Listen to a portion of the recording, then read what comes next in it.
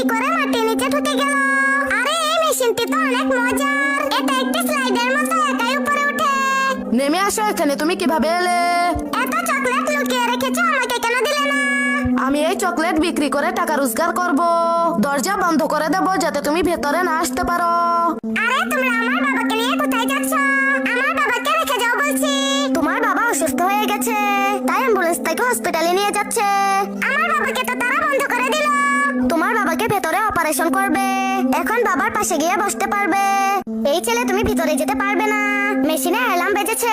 তোমার ব্যাগে কিছু আছে, এই মেশিনটি চেক করবে। আরে তোমার ব্যাগে তো পানির বোতল আর কাঁচি আছে, ভেতরে এগুলো নেওয়া নিষেধ। আরে আমি তো হ্যান্ডক্রাফটের কাজে ব্যবহার করি। তাহলে এটাই বক্সে রাখো, আমি লুকিয়ে তোমার বাড়িতে পাঠিয়ে দেব। বাবা চুপ পেয়েছে, সিঁড়ি দিয়ে উপরে যেতে পারবে না। তোমার ডেলিভারির কাজ আমিই করব।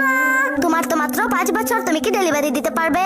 আমার বাবা গতকাল বাইক চালাতে গিয়ে গর্তে পড়ে গেছে, আমাকে পারতেই হবে। আমি একজন ডাক্তার, আমাকে তোমার বাবার কাছে নিয়ে চলো। এই ওষুধে পা খুব তাড়াতাড়ি ভালো হয়ে যাবে। আরে আমার বাবা তো সত্যিই হাঁটতে পারছে। আমার বেশি শক্তি না, আমার বেশি শক্তি।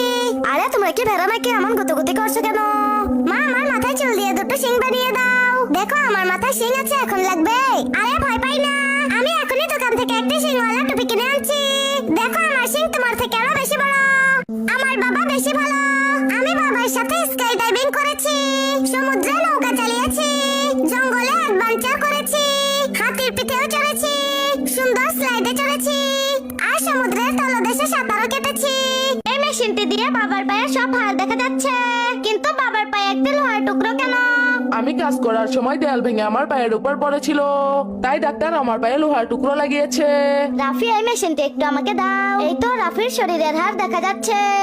মা দেখো, এখানে একটি কঙ্কাল নড়ছে। কঙ্কালটিকে আমার ভাইয়ের মতো লাগছে। আরে তোমার ভাই কোথায় গেল?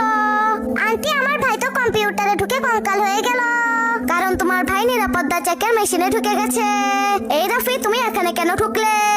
সবাই তাদের ব্যাগ মেশিনে রাখে, তাই আমি দেখতে চেয়েছিলাম ভেতরে কি আছে। আমার দাদু হৃদয় আকৃতির তরমুজ ফলাতে পারেন, যারা খেতে চাও আসো আমার সাথে। কিন্তু আমার বাবা যে তরমুজ ফলান সেগুলো তো গোল।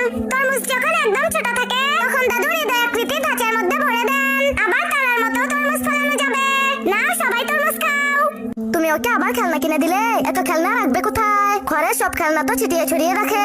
আমি পরীক্ষায় 100 নম্বর পেয়েছি, তাই বাবা খেলনা কিনে দিয়েছে। ঠিক আছে, আমি খেলনা গুছাচ্ছি। এখন আবার গোসলের জন্য টানছে কেন? আমি ভাতও খাবো না, খেলনা গুছাতেই থাকবো। কিন্তু তোমার জিনিস তো তুমি ছড়িয়ে ছিটিয়ে রেখেছো, এখন তো কেউ কিছু বলতে পারবে না। ওরে বাবা, জিরাফটি